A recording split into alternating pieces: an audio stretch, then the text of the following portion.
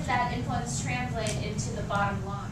So I'll start. I mean, for us at Yahoo, at least and specifically in marketing, we define our objectives against what we call the 4 R's: revenue, reach, reputation, and real engagement.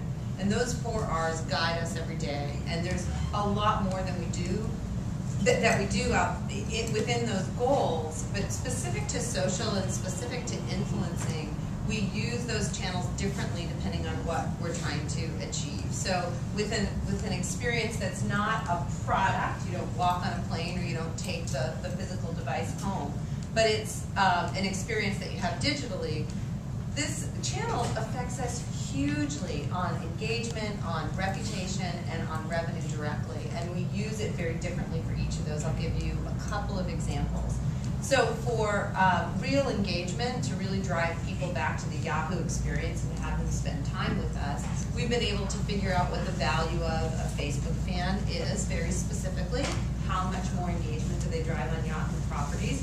We've been able to figure out, we are the second most content brand that's shared on Facebook, so we know that we're extremely relevant to users on Facebook, and so we can bring that back to be engaged again with our stories and our content and our digital experiences, and we can measure it really specifically on how that channel is helping us reach our business objectives. And then on reputation, which is around the company brand, we use the channel really differently because we want to drive thought leadership in the space. We want the ideas of our great scientists like a Duncan Watts that's already been mentioned here tonight to get out into the market, and we can use broadcast channels inside Yahoo and then outside of Yahoo to do that and to help people get engaged with what our content is all about. So those are just a couple of examples.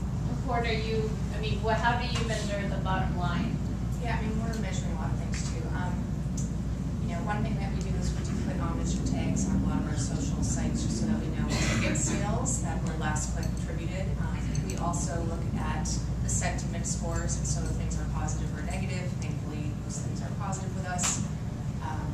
We have also done a cross-tabulation looking at our loyalty database and people that are fans and followers, and we found that fans and followers do on average spend more on us. There's actually a couple of quadrants, but there's a big cluster of people that spend more. So we see a direct correlation of people that are engaged with us are loyal. And then the other thing that I would say for the foundation of our company is that we had a really hard time getting the right to fly.